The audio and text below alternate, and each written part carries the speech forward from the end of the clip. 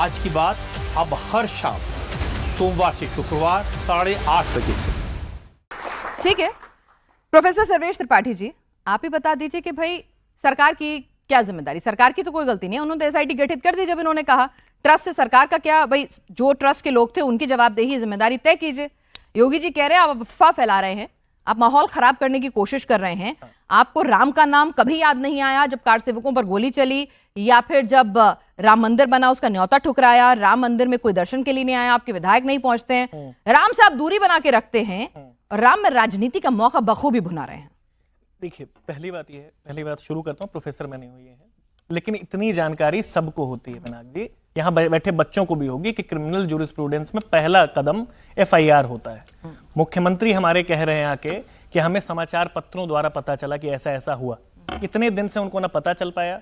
Cognizance ले लिया सरकार ने, एसआईटी बैठा दी। एसआईटी की कोई स्टैंडिंग नहीं है अगर एफआईआर ना हो तो, पहली चीज। और ये कभी चेंज नहीं होगा, ऐसा बिल्कुल नहीं है। आप पता कर लीजिएगा, इनको पता करने में दिक्कत होगी, बच्चे बैठे हैं, पता कर लीजिए बिना एफआईआर के। एसआईटी मुझे बताइए, एसआईटी क्या करेगी? एसआईटी रिकमेंडेशन करेगी। रिकमेंडेशन किसको करेगी? दो तरह की एसआईटी होती है पिनाक जी, बहुत क्लियरली बता रहा हूं मैं।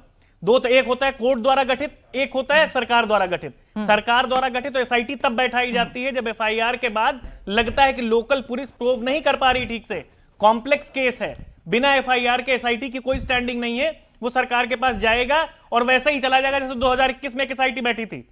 ऋषिकेश उपाध्याय नाम था मेयर, जमीन का मामला था, 2 करोड़ की जमीन 18 करोड़ में बेची थी उन्होंने, खरीद के 5 मिनट के अंदर। वो एसआईटी धूल फांक रही होगी कहीं रिपोर्ट। आपको पहली आप लोगों ने एफआईआर दर्ज कराने की कोशिश की? पहली चीज, 4 लोग जा चुके। संतोष दुबे, क्या कह रहे हैं वो? संतोष दुबे तहरीर जाके कितने दिनों से दे चुके, एफआईआर नहीं हो रही। 4 अलग अलग लोगों ने प्रयास कर लिया, एफआईआर नहीं हो रही। और ये जो भी कह रहा है वो झूठ। देखिए, आपको लीपापोती करनी है, एसआईटी केवल ये जांच कर रही है कि ये खबर बाहर कैसे आ गई।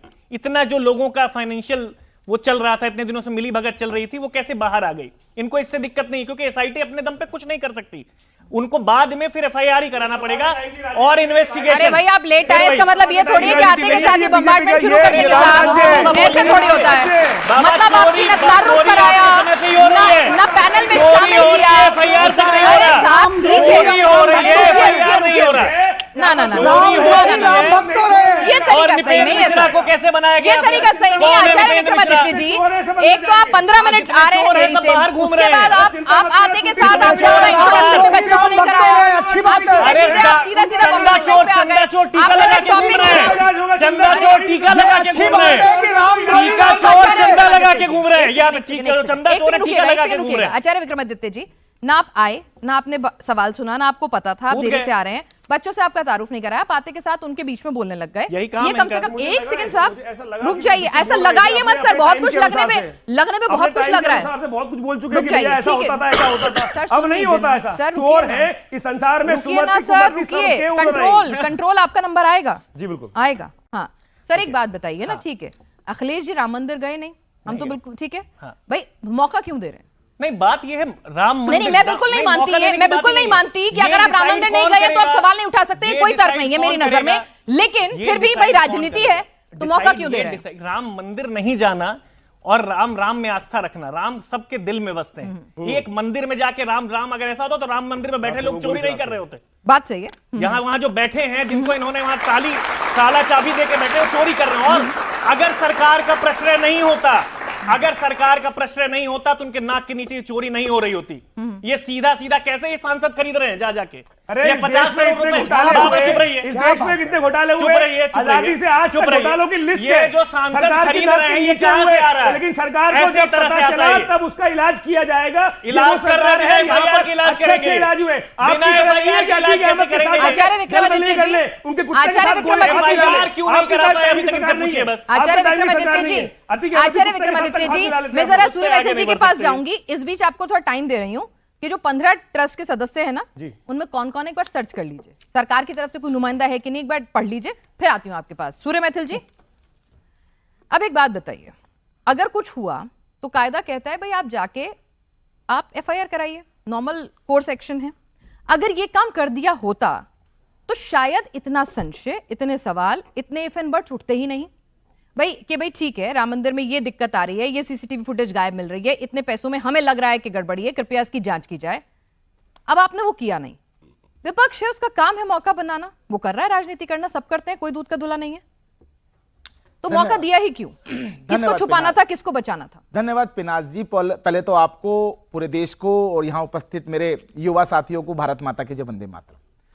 अब पिनाज जी यहां पर ना देखिए, दो चीजें हैं जो कि फैक्ट से बिल्कुल इतर हैं।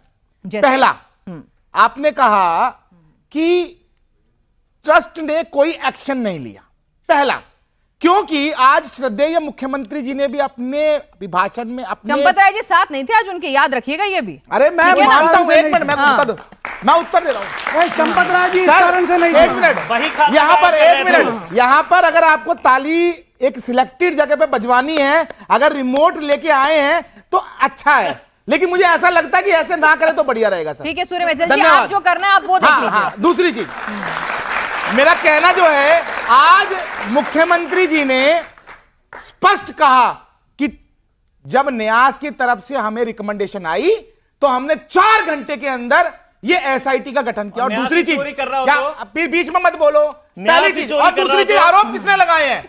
आरोप इन लोगों ने लगाए, संतोष दुबे जो जिंदगी भर टोपी पहनते रहे, जो जिंदगी भर सिर्फ इफ्तारी करते रहे, जो जिंदगी भर राम भक्तों की हत्या करते रहे। और मैं आपको बताऊं, इनके हाथ देख रहे हो ना, इनके हाथों में ये राम भक्तों का खून लगा हुआ है, ये इनके हाथों में राम